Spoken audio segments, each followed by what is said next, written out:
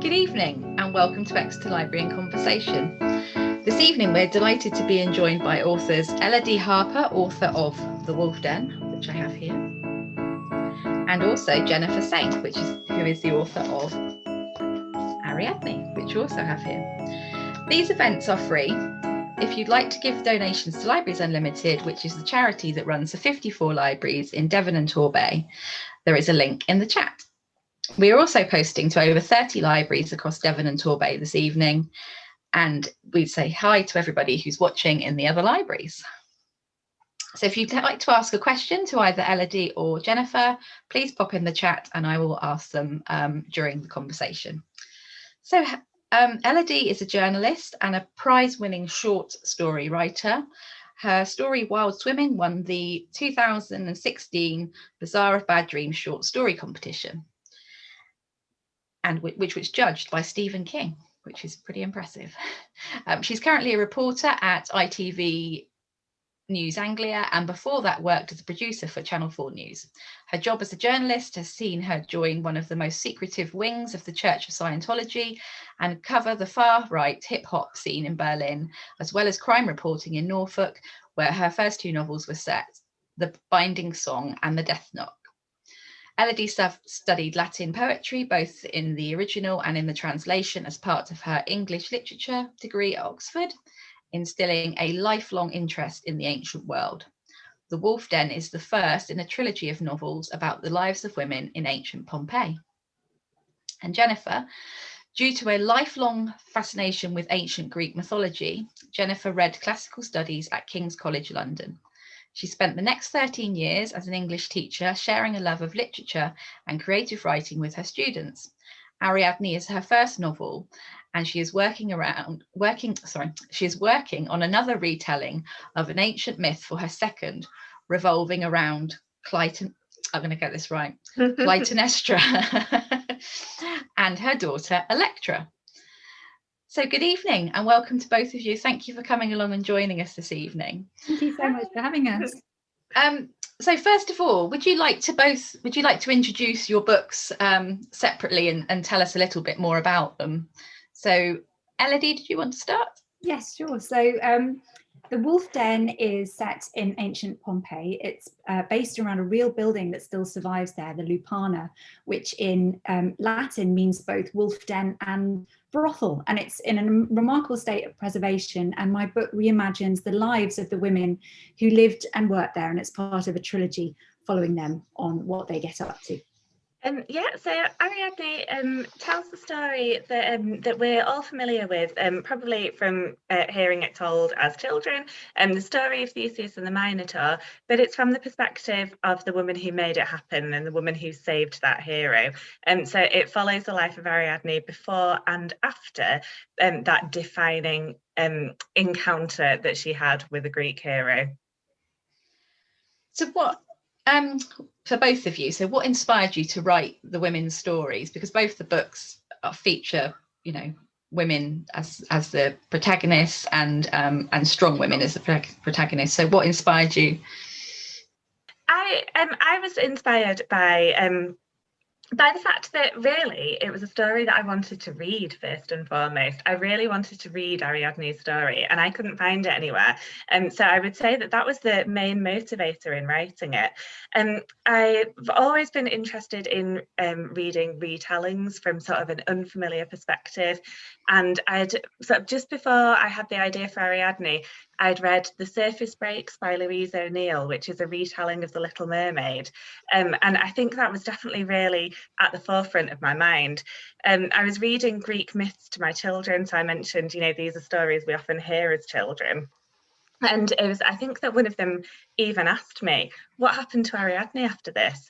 And when I went looking for her story, I couldn't find it. But I did find so many interesting things about this woman that I just thought, really, she absolutely deserved to have her story told. And you do it so well. And Elodie, about what inspired you to write the stories of the women in Pompeii?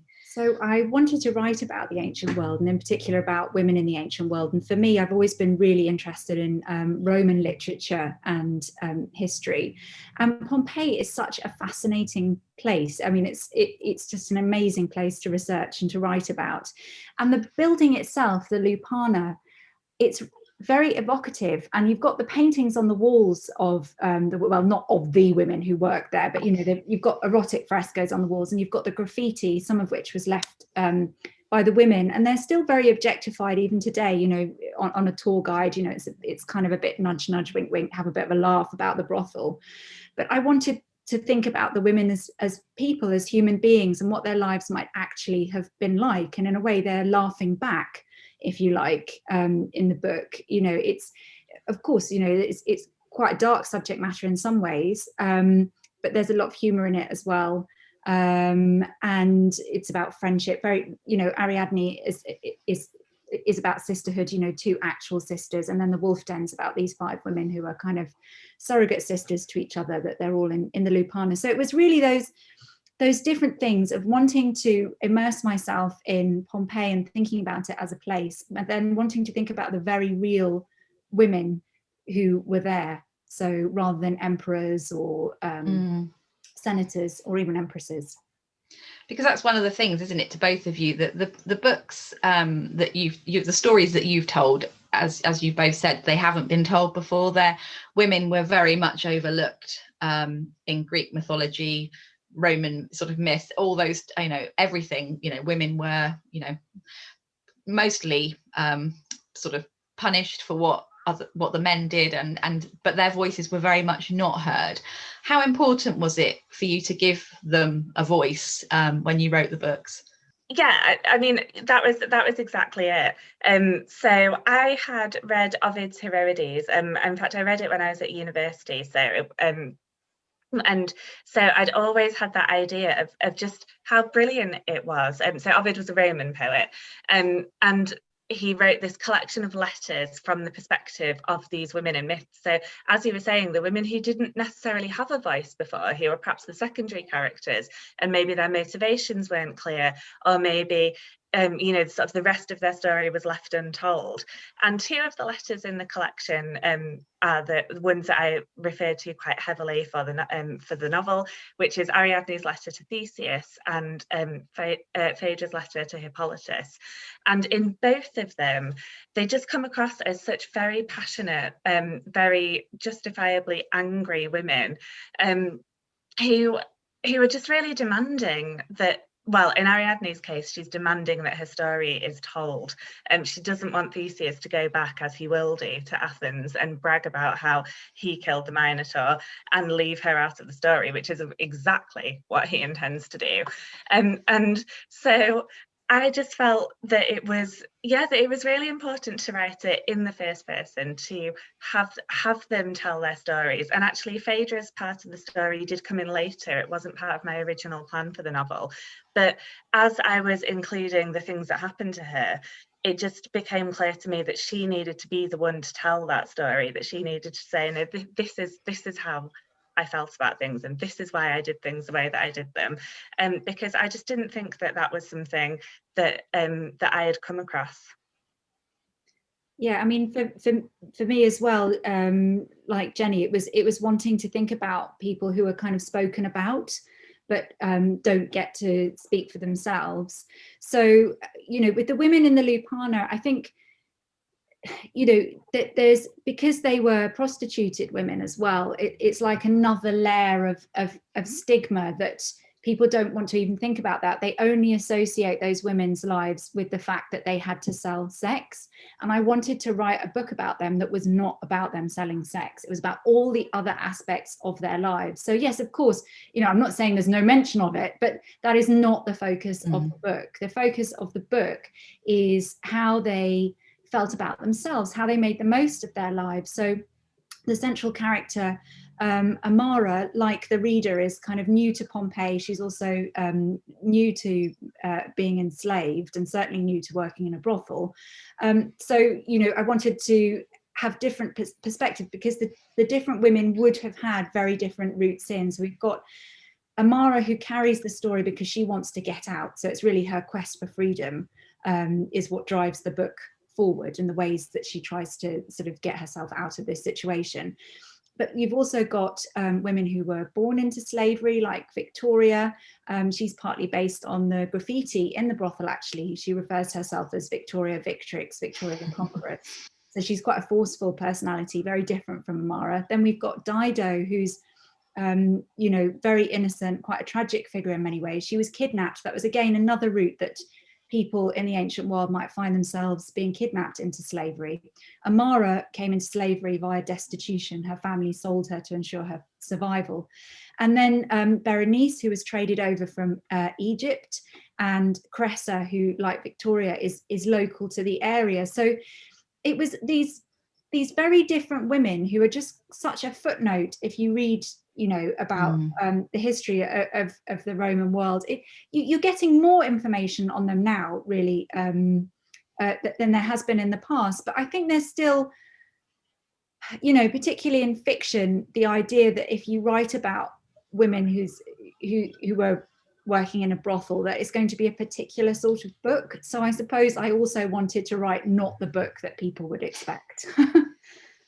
Because I guess part of the sort of, I say fun, but also part of the enjoyment of writing of a historical retelling is that you can actually make it your own, can't you? So although it's sort of can be loosely based on whether it's on a myth or whether it's on history, you're able to make the characters your own and to do that. And so how were you able to do that in the book?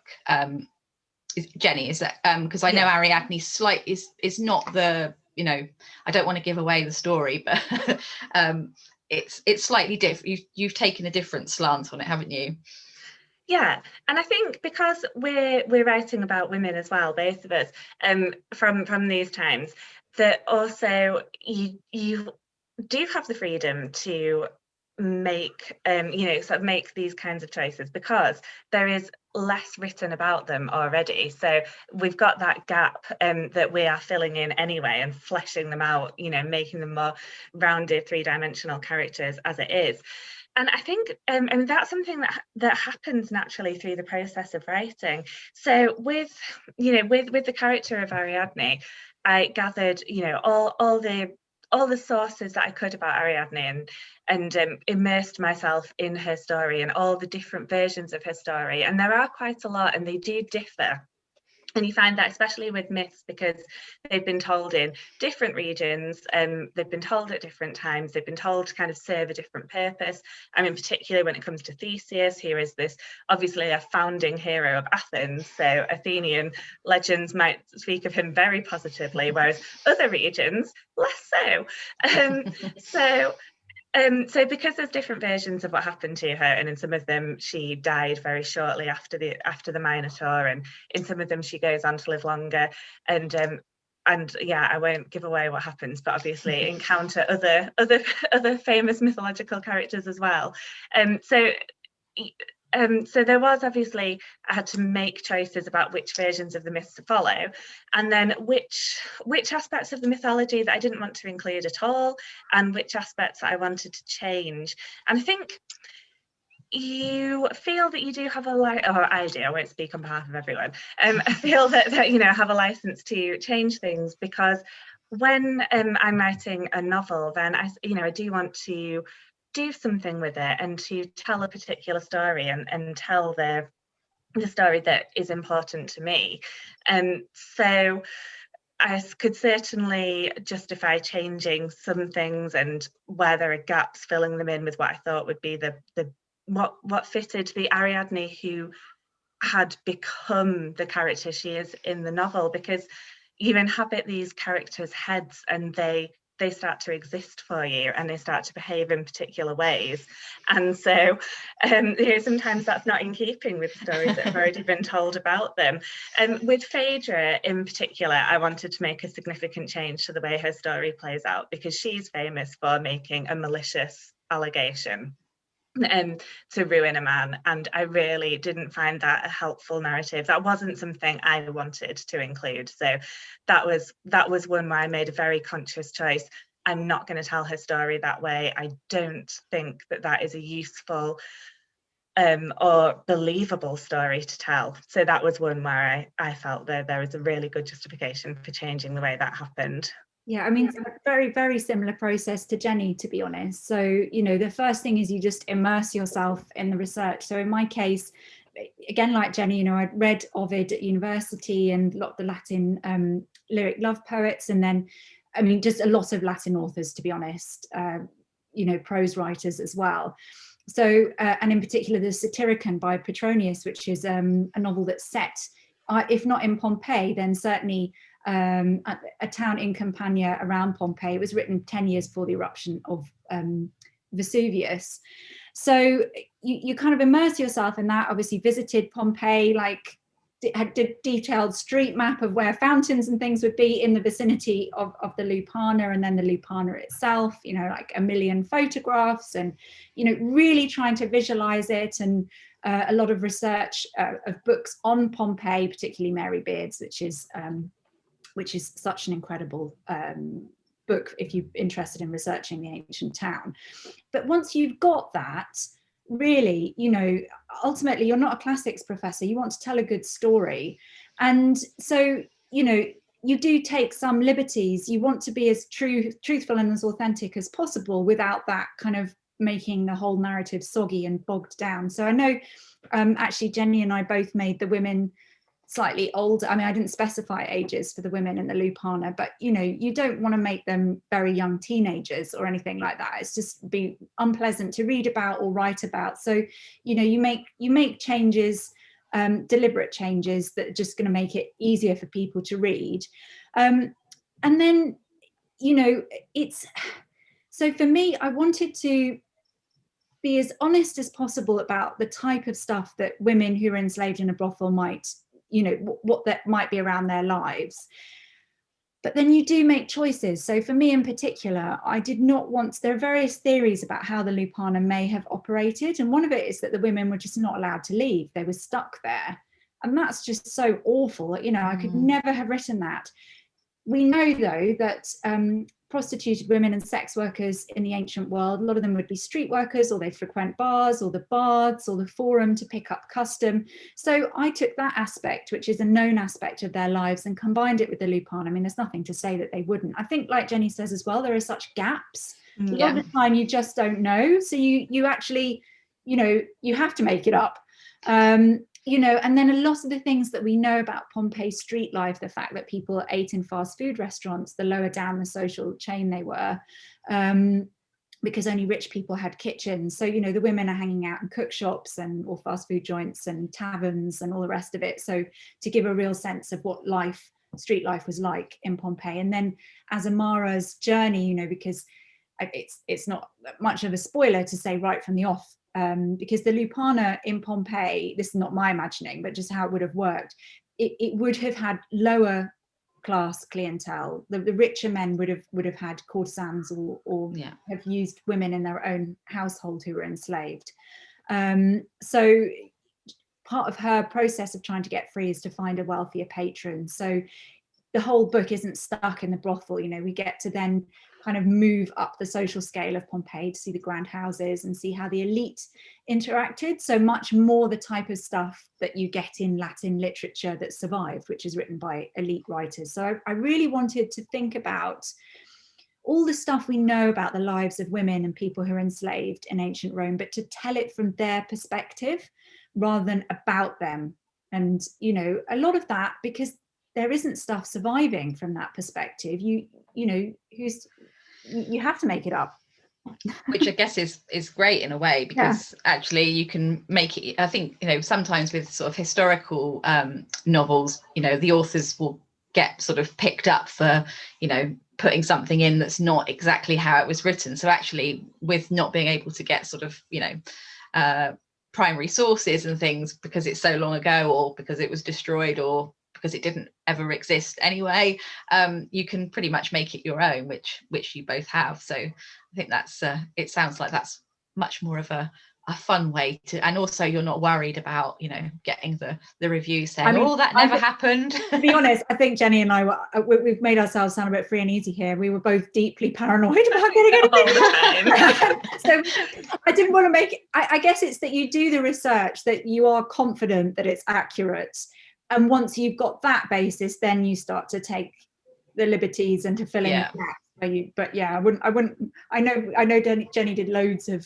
research as well. But I think like it's got to be, in the end, narrative's got to win when you're making that choice, hasn't it? You want to write a book that people want to read, and we're not writing a history lesson. We want to make it a really good story. So we said about the both of the stories have like the theme of I can't get my words out, the theme of sisterhood and also female relationships. So that was really important for the novels. And was that really important for you to get over it, as that sort of having that sort of sisterhood and female relationships, that they didn't, because they did look after each other, didn't they? Very much so. Particularly in the lupanar, they really did look after each other, and you know, the more experienced of the sex workers helped the more the young and the naive ones. And so Victoria was quite a I'm trying to think of a word for her. She was like the matriarch, wasn't she, of the because she'd been there a long time. So was that for you, and so was that sisterly relationship, whether it was not from blood sisters, was that important to you? Yes, shall I answer that one first, and then Jenny? So yes, it was. I mean, you know, the way, that's another thing, you know, women are kind of sex workers or prostituted women, as they are in the lupanar, are kind of often portrayed as being rivals for male attention and a lot of bitchiness. And yes, of course, they squabble and fall out and there's tension, but ultimately, you know, they don't have any family, they don't have any sort of significant romantic relationships that are stable, so they will build their own family. And this is something that we know, that enslaved people, not just in brothels but in households or wherever they were, built these kind of ad hoc families, because enslaved people were not allowed their own families. They couldn't, you know, rely on having children or a spouse, or, you know, that would be able to stay with them. And so I really wanted to think about how the women might have enjoyed themselves together. I've got a lot of scenes, you know, like at the baths, which is an all women experience, as it would have been, and the way that they laugh about the customers.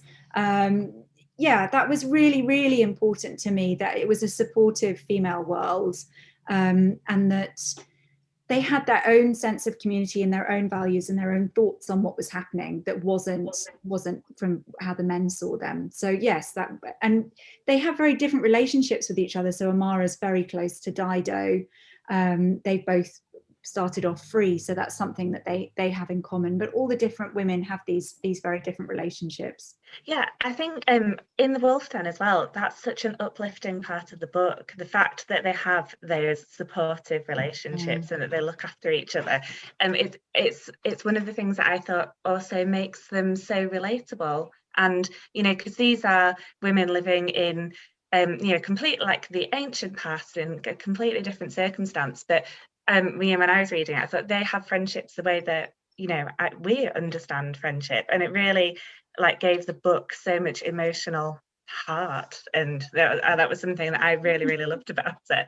And when it came to the sisterly relationship in Ariadne, both Ariadne and Phaedra are significant figures in mythology, but their stories that as far as I have found, are always told separately. So Phaedra is a really key character in the Euripides tragedy Hippolytus, and Ariadne obviously has her role in Theseus's story. But although it's kind of referenced that they're sisters, so Phaedra says in her letter to Hippolytus, she mentions her sister and her mother. They come from such an interesting family. They come from a family with this terrible darkness, you know, at the heart of them, that their mother's been punished for their father's transgression by being forced to bear the Minotaur, and then the Minotaur is being fed by human sacrifice.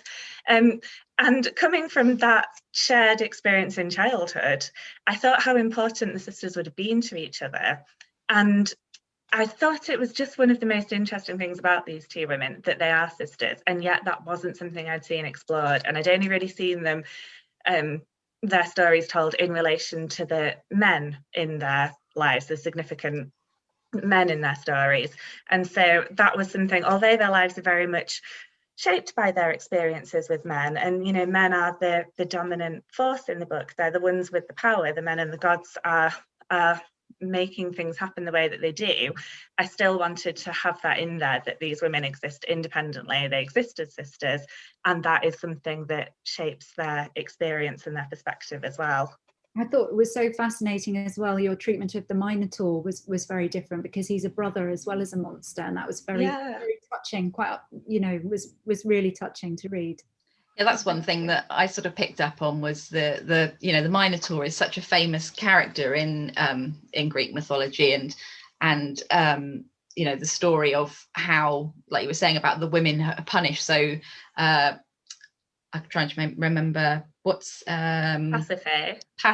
Yeah, she gets punished, doesn't she, for Minos's for him. You'll probably tell it better than me, so I'll let you tell it. So he gets, so she's punished for what he does, and then so she becomes she has relations with the bull, and then gives birth to the Minotaur, and then the Minotaur. So it's a sad story, isn't it, about the Minotaur? And it was one that when I read Circe, it was sort of touched upon in there. If you read Circe, so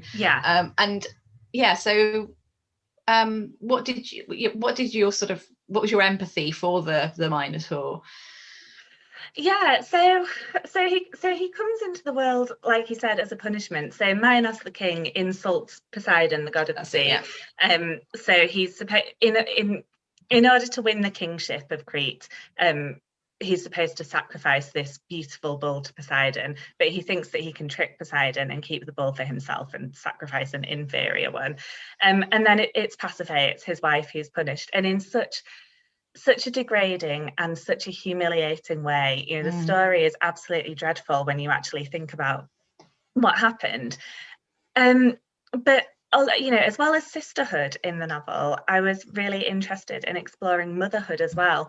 And so that really started for me with Pasiphae, the mother, who gives birth to this monstrous creature. And although he is hideous, and he's born, of something so awful, I did just think that it was possible to imagine that she would still love her baby, because it is her baby, and because when he's born, he's not yet the monster that he's going to become. And I thought that in that circumstance, perhaps there would be that maternal instinct to try and nurture him and raise him to be something different. They wouldn't necessarily know what he was cursed to become, and they might have thought that perhaps they could even avoid that fate. So I did want to explore it from the perspective of being a mother, and that instant bond that you would have with a baby when it was born, however sort of shocking that birth might have been.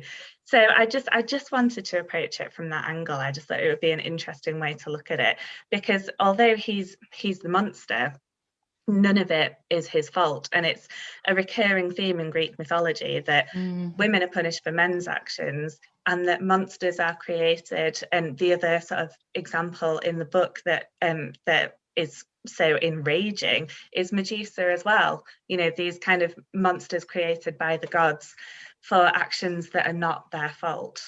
Yeah. And I mean, that's a theme in both of the books, isn't it? How the men are sort of, again, the women are sort of punished for the men's actions, and the men are very much in charge. And I guess that's why, in a way, their voices were so unheard, because the men's voices were so much louder, and there was no chance for the women to sort of come through.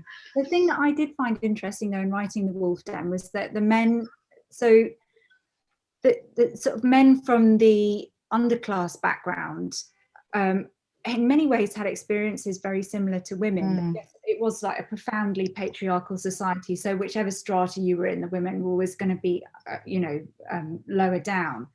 But certainly one of the things that I found, so the monster in my book, I guess, is Felix, the brothel owner. And I guess it's almost in reverse of what Jenny does. So initially we only see him as a monster, and he is awful. I don't want to be making excuses for him.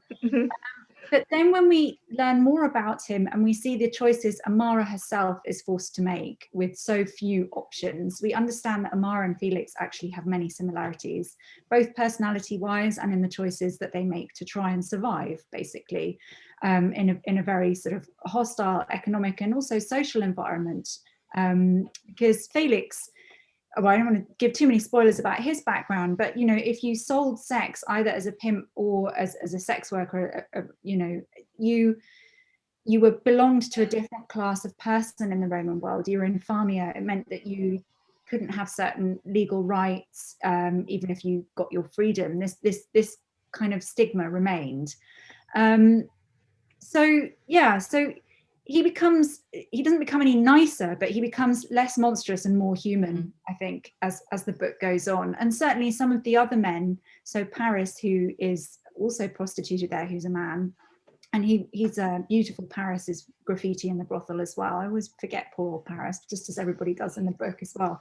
In many ways, his life is especially difficult because he is stigmatized like a woman because of the role that he's obliged to play in the brothel, but at the same time he doesn't have the companionship or the community of the women, so he belongs to neither world. He's kind of looked down on by the men, and partly his own fault because he's a pretty disagreeable guy, he's got a big chip on his shoulder, but he's not in the community of women either. So that was something that I found quite interesting to think about as well, to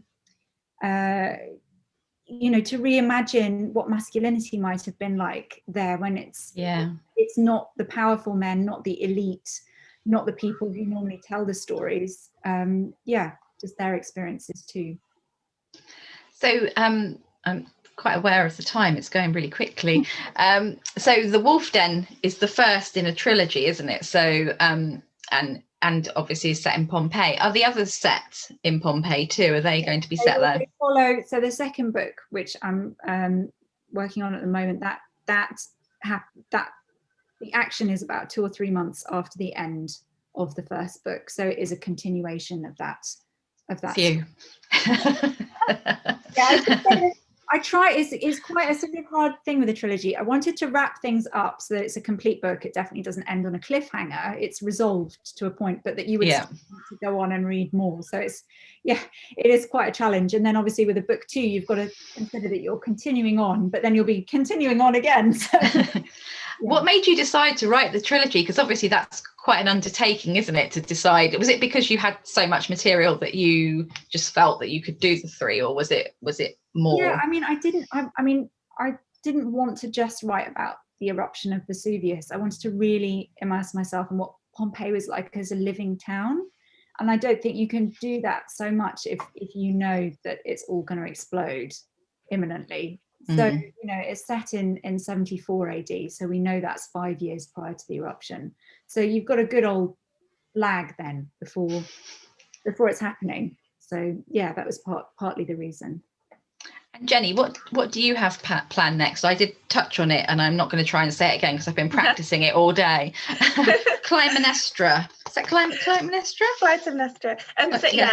The next novel is called Electra. So in Greek mythology, the body count is always quite high, so you can't really get a trilogy going because who's left standing at the end? So it's a different myth, a different retelling, quite different in tone. It's obviously based on the tragedy. Well, it is based on the trilogy of the Oresteia, which is 3 plays, and it tells the story of the women whose lives are all affected in various ways. Shattered really by the presence of Agamemnon, who was the leader of the Greek army against the Trojan forces. So it's Clytemnestra, his wife, whom he betrays, Cassandra, the princess of Troy, and most significantly his daughter Electra, who grows up in his absence, wanting to make sure that she honours his name. And so when are these? When will the next ones be out? Next spring.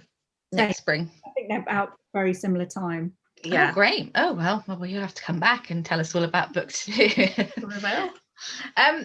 So are those both in progress at the moment? Are you both sort of editing, writing? Yeah.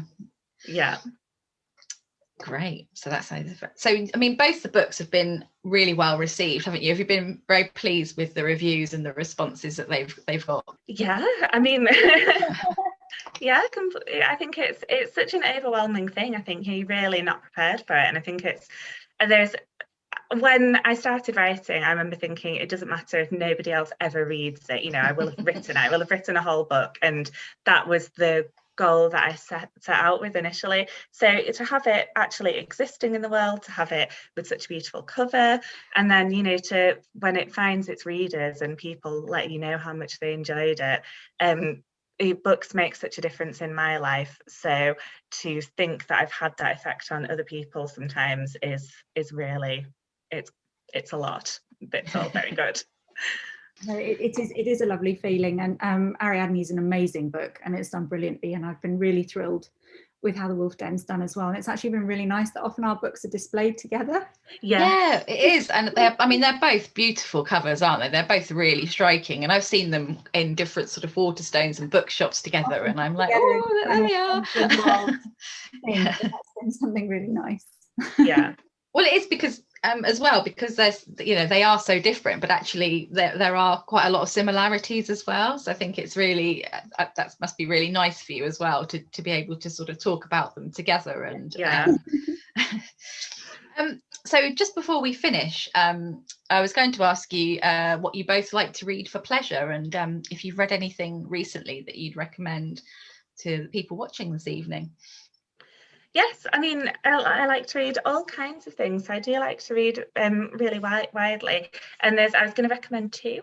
So I was going to say, I'm just almost very nearly at the end of this. This is a proof of The Unravelling by Polly Crosby. And I'm this close to I'm going to finish it this evening, I hope. And it's absolutely beautiful. It's out in the autumn, I think possibly September, but she does have a novel out at the moment called The Illustrated Child, which is also very good. This one is The Unravelling. It's set on a really strange deserted island with a great mystery at its heart, and I'm waiting to find out what the mystery is. But it's really enthralling. And coming out on Thursday, there is Alia Aliavsal's novel Would I Lie to You? Is that what you were going to say, Elodie? I'll let you talk about it then. No, you go, because I've got another one in reserve as well. Okay, great.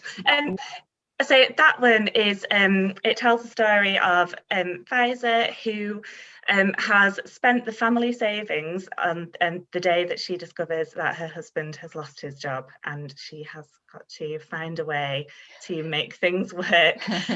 So it's a real page turner. It's really funny, it's really warm, and it deals with like a real range of issues that I think is quite thought-provoking, but it's just absolutely brilliant. It's such a great read, and that's coming out on Thursday. I totally second that. Would I Lie to You? It's just like Jenny says, it deals with some quite sort of serious themes and things that I think will resonate with a lot of people in marriages, but it's also just enormous fun. She's very funny. Yeah. And it just zips along. Other books that I would recommend, so a book that came out earlier this year is An Ordinary Wonder by Bouquet Papillon, and that's an extraordinary book. Like, I cannot recommend that one highly enough. It's a very sort of emotional story about Otolorin, who's growing up intersex in 1990s Nigeria, and her family won't really accept her for who she is. And this story, Otolorin is just such an inspiring, wonderful character to spend time with. So even though a lot of her experiences are quite difficult, it's not a miserable book. It's a really uplifting, joyous book. She's got such a distinctive voice. And it also, for people who are interested in mythology, it weaves in a lot of Nigerian mythology into the story. So that's a wonderfully evocative read, An Ordinary Wonder. And also, I know this is a huge favourite of Jenny's as well, Great Goddesses by Nikita Gill. Oh, yes. if you're interested in Greek retellings, read this book. It is just so great. It's about what happens to the gods after Olympus has fallen. So it's a modern reimagining, and it goes through all the different gods. And it honestly, it's so imaginative, it's so funny, it's so moving. It is just fabulous. It's a fabulous book. My TBR list has just got a bit longer.